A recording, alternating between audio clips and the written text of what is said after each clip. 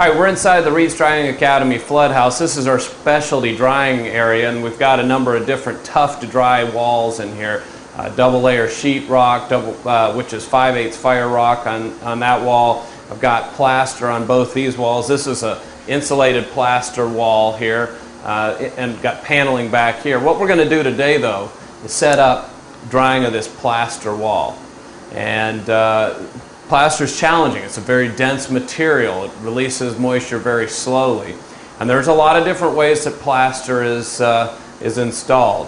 But the thing about drying plaster is it's best to be able to dry that plaster from both sides. Try to get moisture release from the front and back side of the plaster. If you're in a really old home, a lot of times on the front side of the plaster there's many layers of paint. There might be lead-based paint. All those things make it very difficult to dry through the plaster from the front side. So then our option is to dry from the back side. Also, if the plaster is installed over a wood lath, again, we need to be drying from the back side in order to get those areas dry. So the first thing we're going to do is take off the baseboards. And in order to do that, the first step is to take a sharp knife and score the caulk that is finishing the baseboard to the wall. If you don't score that caulk, first of all, you won't be able to get the baseboard off without breaking it. Second of all, you'll tear the paint or the wall covering that is on the front of the plaster off. So we'll score that there, making sure that we get all the way through that caulking, and then we'll use a flat bar to take the baseboards off.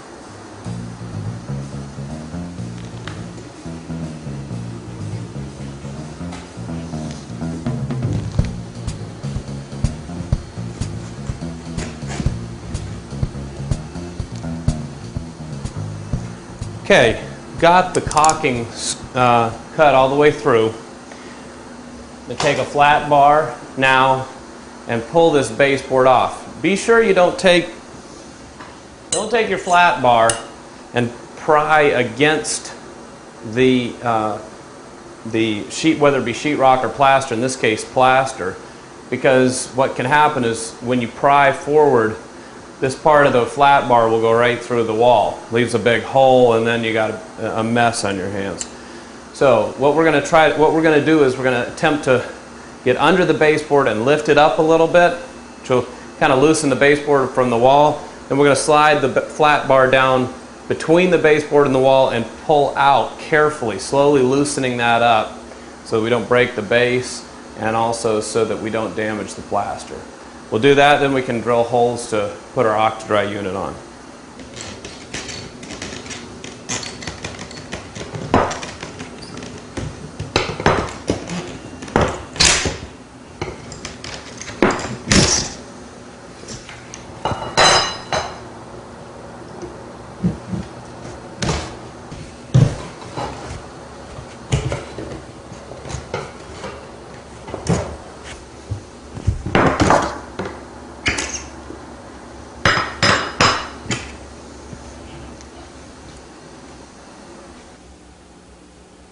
Okay, so I got the baseboard off over here on our plaster wall, and I've got this OctaDry unit laid out. Now the nice thing about the OctaDry is its ability to move a lot of airflow.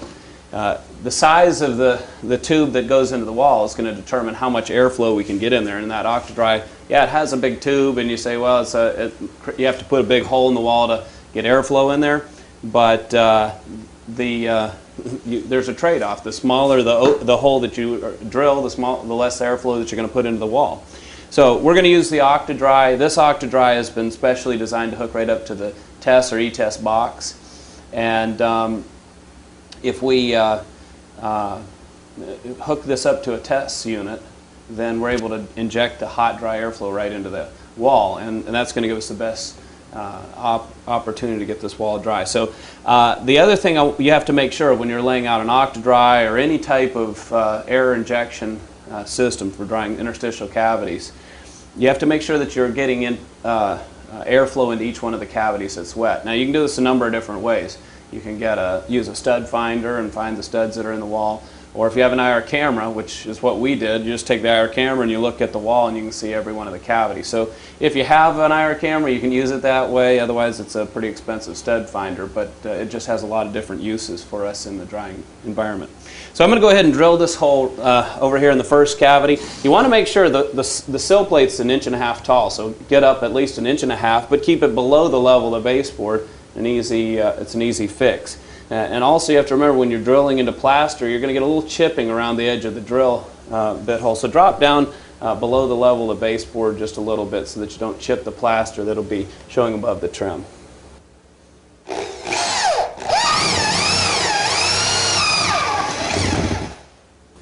Okay, you can see that we've got insulation in here.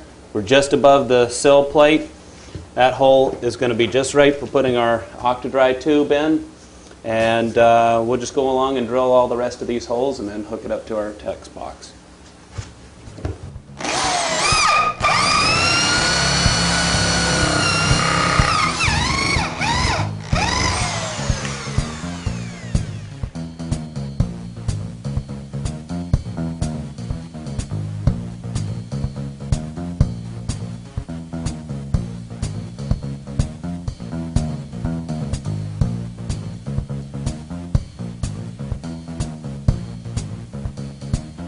Okay, we got all the holes drilled in our plaster walls.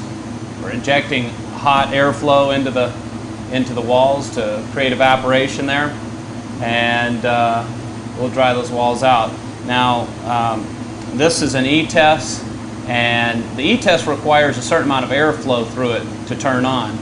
So if you hook up an OctaDry unit and your airflow light on the front of the unit is not coming on, go to the end of the OctaDry unit and open the end of the OctaDry unit up a little bit at a time until the airflow light clicks on, and you'll hear it.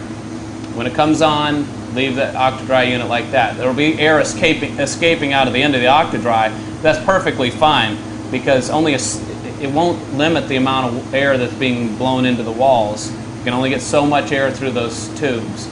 So just open up the end of the OctaDry a little bit and get your E-test to turn on. And we'll easily get a 30 to 40 degree heat rise on the air that's coming out of those OctaDry tubes. So you can get some pretty high temperatures back inside the walls to create evaporation.